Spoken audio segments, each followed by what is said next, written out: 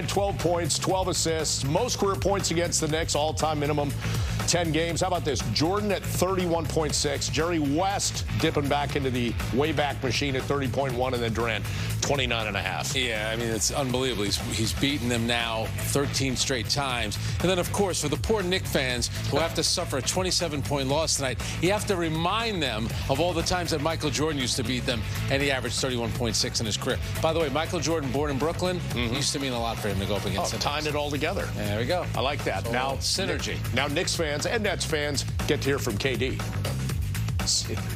Kevin, just to start off, what was your reaction to Jacques getting named full-time head coach? I was excited for him.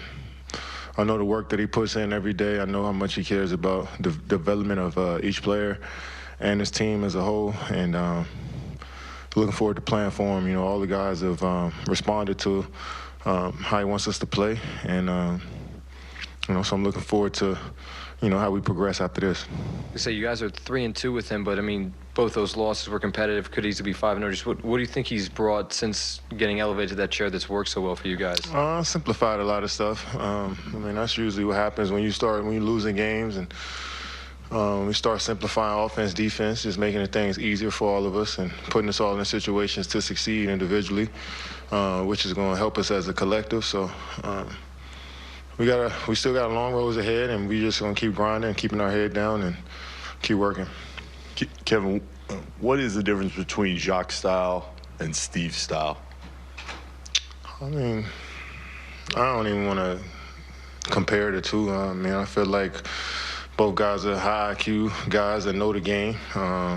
You know, so it's just a matter of the players just going out there and making shots. I think we've been making shots lately and guarding up. So. I don't want to compare the two, though. To that, why do you think everything's been clicking for the last week or so now? I mean, we've been struggling. We've been through a lot, and guys got pride, individual pride, and just wanted to come out and just play better. And that's what we've been doing. So, you know, we don't want this to be a honeymoon stage for us. We want to continue to keep pushing through, keep finding ways to get better, finding ways to, you know, turn those weaknesses into strengths and keep pushing from here. Kevin, you guys have 30 assists tonight. Just what led to you guys moving the ball at that rate? We called some good sets. We getting some space, and you know, guys are getting downhill. You know, once you beat your man off the dribble, then the passes open up for you. So we're just trying to make the right play. Royce has been good handling the ball out top fours. Ed, Cam, Seth, and Ben played great tonight handling the ball for us. So the more guys we can get driving and kicking is the better for us. Obviously, Evan missed the entire season with the Achilles. Just how have you seen him come along to be able to have the impact he had tonight? Yeah, it's his confidence is growing. You know, that's a tough injury to come back on. You don't know how you'll feel, how your body will respond, but he's going out there and trying stuff. And I mean, that's the best way for you to get over an injury is just to try and test yourself, push yourself to the limit. And he's getting into the paint, he's making threes, and he's just playing fast. So I'm excited for him. Some of your individual numbers have been as good as you've had to start a season, and obviously tonight, not just the scoring, but the rebounds and assists. When you guys have had kind of a chaotic start to a season, changing coaches, things, do you say, all right, at least to make sure they can depend on me. If I'm doing my part, we'll figure out the rest?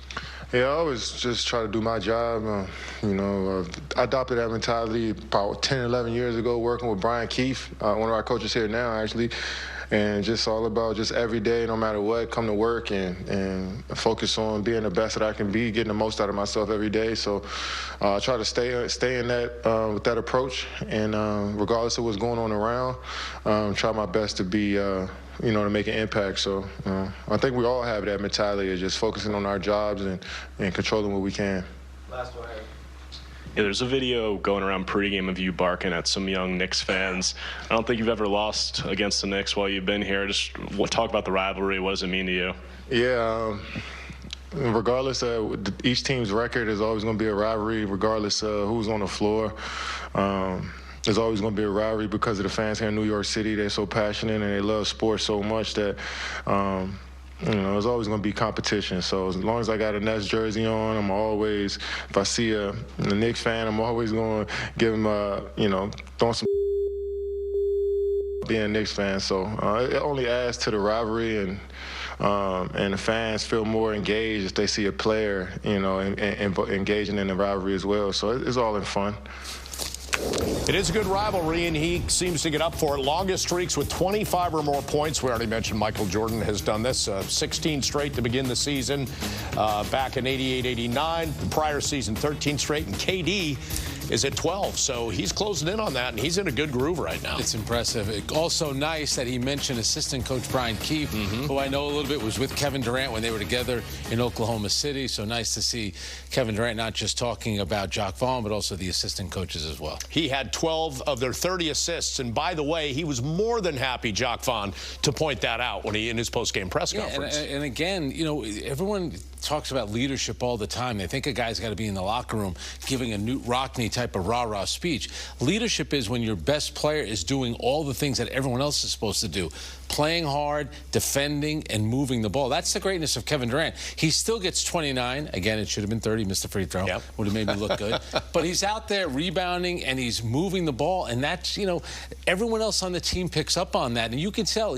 What I love about it, too, he said, I don't want this to be a honeymoon period. We need to keep playing well. There's still a team that's below 500. But clearly, over the past week, it's just you're seeing the signs. Obviously, defensively, you're seeing it, but now you're starting to see guys get healthy, including Seth Curry. You know, what's funny, you brought this up in a commercial break, the fact that the season already, the way they started, kind of feels like a slog. I know. They only played 12 games. I know. There's so much season left to make those positive changes. Well, think about how much has happened kind of off the court with this team, which kind of like adds to it as well. That's why keeping everyone focused about just getting their job done. The players, they always say, I have to just worry about the stuff that I can control. And I think that's what they've done really the last week, going out, playing hard, and getting some wins. He talked about KD driving and kicking. They should put that on a T-shirt. That's right, not bad.